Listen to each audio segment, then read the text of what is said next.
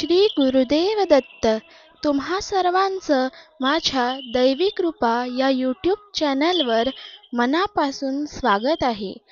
आज आपण नवविधा भक्तीतील पहिली भक्ती म्हणजेच श्रवण भक्तीबद्दल थोडीशी माहिती जाणून घेणार आहोत.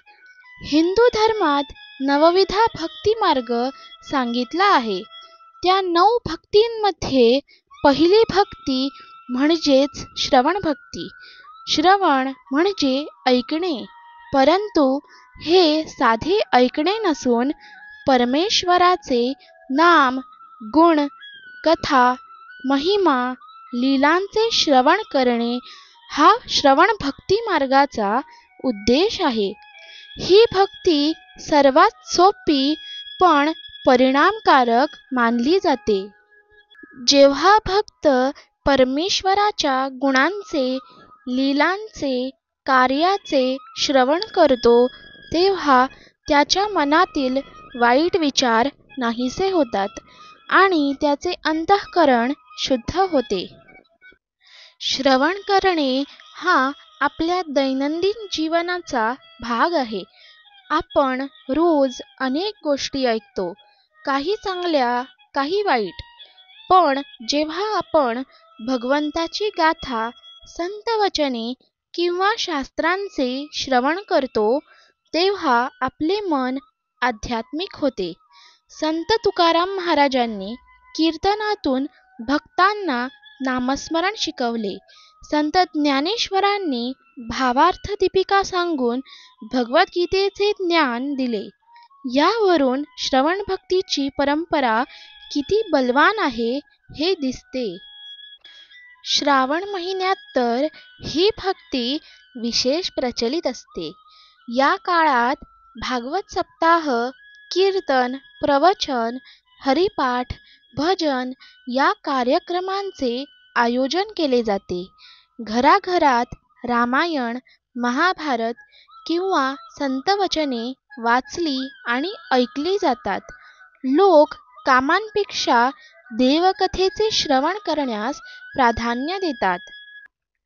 श्रवण भक्ती ही भक्तीचा पाया आहे. ऐकण्याने विचार बदलतात, विचार बदलल्याने आचरण बदलते आणि आचरण बदलल्याने संपूर्ण जीवन बदलते. म्हणूनच संतांनी श्रवणाला अत्यंत महत्त्व दिले आहे. ही भक्ती कुणालाही करता येते, फक्त मनात श्रद्धा असावी लागते आणि सत्संगाचा लाभ घ्यावा लागतो.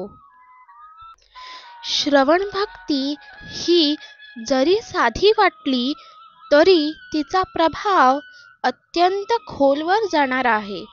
आपण जे ऐकतो तेच आपल्या मनावर, विचारांवर आणि आचरणांवर प्रभाव टाकते.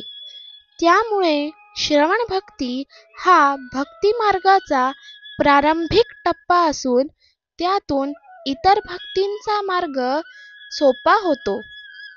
श्रवण भक्ती म्हणजे फक्त कानांनी कथा ऐकणे नव्हे, तर ती कथा अंतःकरणात साठवणे होय. श्रोता जर भक्तिभावाने कथा, प्रवचन ऐकतो, तर ती त्याच्या जीवनाचा अविभाज्य भाग होते. आजच्या आधुनिक युगात श्रवण भक्ती करणे अजून सोपे झाले आहे. Mobile, internet, YouTube, radio, TV यांवर भक्तिगीते, प्रवचने, रामायण, महाभारत कथा, दत्तगुरूंच्या कथा सहज उपलब्ध आहेत. सकाळी उठल्यावर नामगजर ऐकणे किंवा झोपण्यापूर्वी संतवाणी ऐकणे हेही श्रवण भक्तीचेच रूप आहे.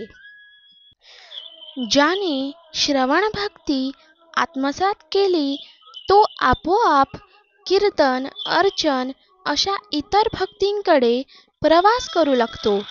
श्रवण भक्तीने मनुष्याला आध्यात्मिक उन्नती मिळते, जीवन समृद्ध होते आणि परमेश्वराशी एकरूप होण्याचा मार्ग सुलभ होतो. श्री गुरुदेव दत्त. जय सच्चिदानंद.